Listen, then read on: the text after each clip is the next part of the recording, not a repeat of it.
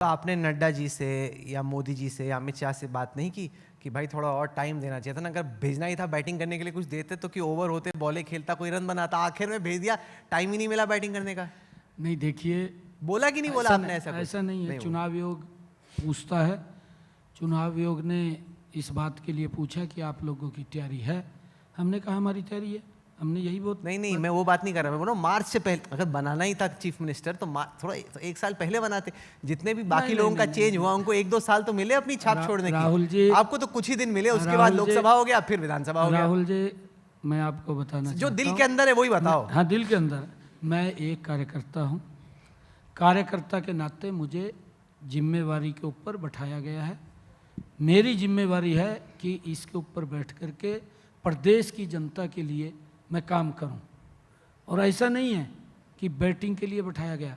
हमारी 10 वर्ष की सरकार ने ऐतिहासिक निर्णय किए हैं। राहुल जी, मैं आपको एक और बात कह रहा हूं, मनोहर लाल जी ने जो काम किए हैं, लंबे समय तक हरियाणा प्रदेश के लोगों को इतना लाभ उसका मिलने वाला है। ऐतिहासिक निर्णय, ऐतिहासिक योजनाएं बना करके मनोहर लाल जी गए हैं। पर ये भी परंतु क्योंकि पार्टी का निर्णय होता है, पार्टी ने निर्णय किया, और पार्टी ने निर्णय किया तो मुझे इस पद के ऊपर बैठाया।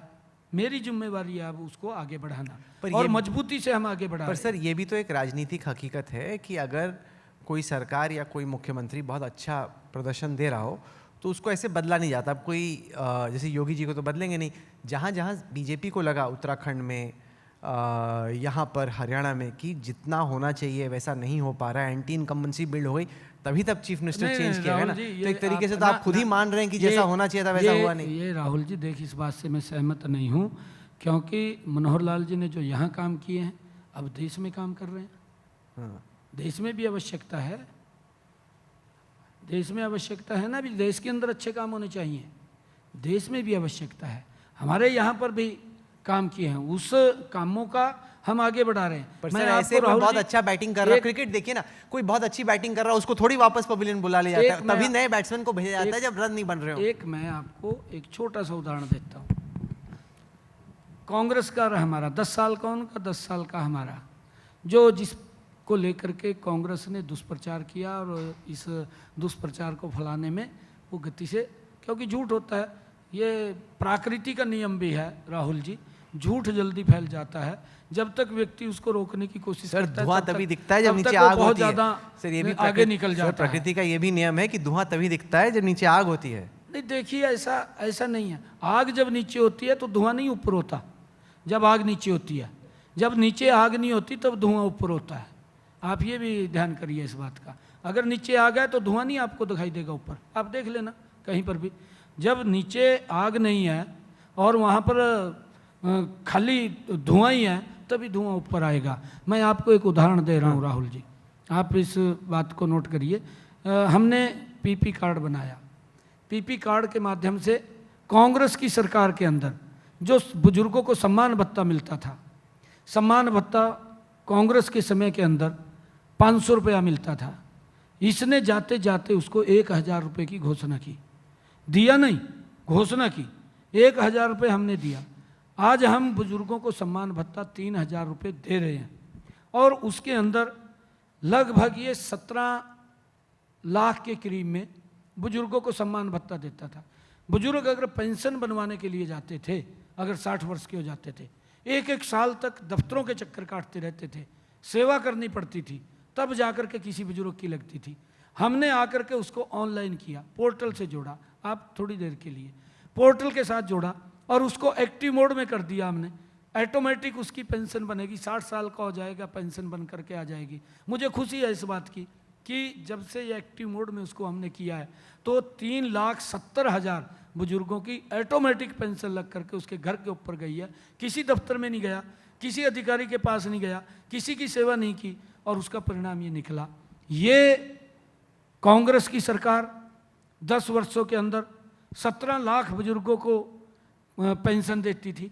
हमारी इस 10 वर्ष के अंदर वो 34 लाख हो गई है। जो लोग घूमते थे, जिनकी पेंशन नहीं बनती थी, उनको भी देने का काम। सर, एक मुद्दा था पहलवान, एक मुद्दा था जवान, तीसरा मुद्दा है किसान। अब लोकसभा चुनाव में और उसके बाद भी जब हम हरियाणा में घूम रहे थे कई ऐसे गांव थे जहां पर भाजपा के नेता नॉट अलाउड टाइप का मतलब माहौल था, वहां पे वो किसान मिलना भी नहीं चाह रहे। मतलब आपके जब नेता जा रहे हैं, कई वीडियो आए, आपने भी देखे होंगे, हूटिंग हो रही है, उनको वहां से भेजा जा रहा है। ये तो राहुल आप जी, बड़ी चिंता की बात नहीं है बिल्कुल ये? राहुल जी, मैं आज भी आपको ये बात बता रहा हूँ, वो हमारे भी ध्यान में है कौन लोग हैं।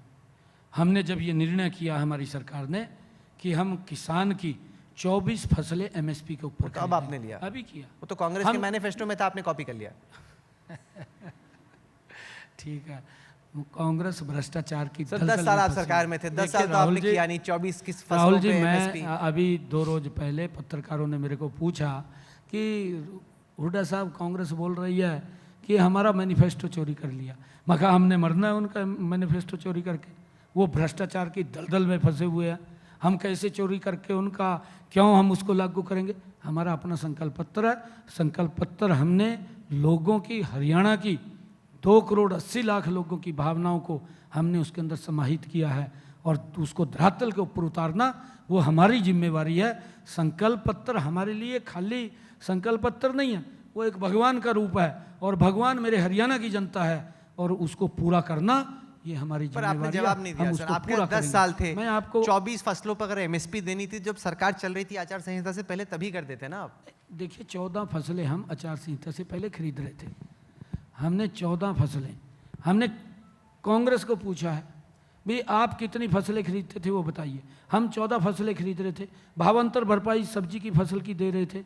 अब हमने ये निर्णय किया कि हम 24 फसलें, जितनी भी किसान हमारे हरियाणा के अंदर उगाता है, सभी की सभी फसलों को हम एमएसपी के ऊपर खरीदेंगे। ये निर्णय हमने किया है और इस बात को लेकर के हमने यही तो इनको पूछा था कि आप ये बताइए कि आपने कितनी फसलें खरीदी और इसका परिणाम क्या निकला राहुल जी। राहुल जी, जब हमने निर्णय किया, हरियाणा प्रदेश के जितने भी किसान संगठन थे, सब ने आकर के उसकी प्रशंसा की है कि हरियाणा ने ये बहुत अच्छा निर्णय किया। और उन्होंने तो इससे भी आगे बोला कि कांग्रेस ने इससे सीख लेकर के जहां इनके राज्य हैं, चाहे हिमाचल है, कर्नाटक है, तेलंगाना है, वहां पर भी इन्होंने किसान की फसल को एमएसपी पर खरीदना चाहिए। और उन्होंने एक और शब्द कहा कि केजरीवाल ये पूरा दिन इधर उधर की बात करता रहता है। उन्होंने केजरीवाल को भी नसीहत दी, सभी किसान संगठनों ने, कि वो पंजाब के किसानों की फसल एमएसपी पर खरीदे, जिस प्रकार से हरियाणा के अंदर। तो सर, अगर किसान मैं हरियाणा राहुल जी का एक बात इतना ही थोड़ा खुश सा आगे जा रहा हूं। मेरा सवाल कि अगर इतना ही खुश है, तो जब भाजपा के नेता कहीं कहीं जाते, तो वीडियो क्यों आता है कि अरे किसानों वो राहुल जी उसी किसान को ऊपर जा हूटिंग कर रहे हैं आपके रहा हूं। नेता? मैं वही जा रहा हूं, मैं वही जा रहा हूं। आप ये देखिए, अभी कल का विषय मैं बताता हूं क्योंकि मेरे पास रिपोर्ट आती है। किसान संगठन प्रशंसा कर रहे हैं कि अच्छा किया है, और उसके बावजूद भी कुछ कांग्रेसी व्यक्ति और किसानों का चोला पहन करके, झंडा लेकर के खड़े हो जाते हैं।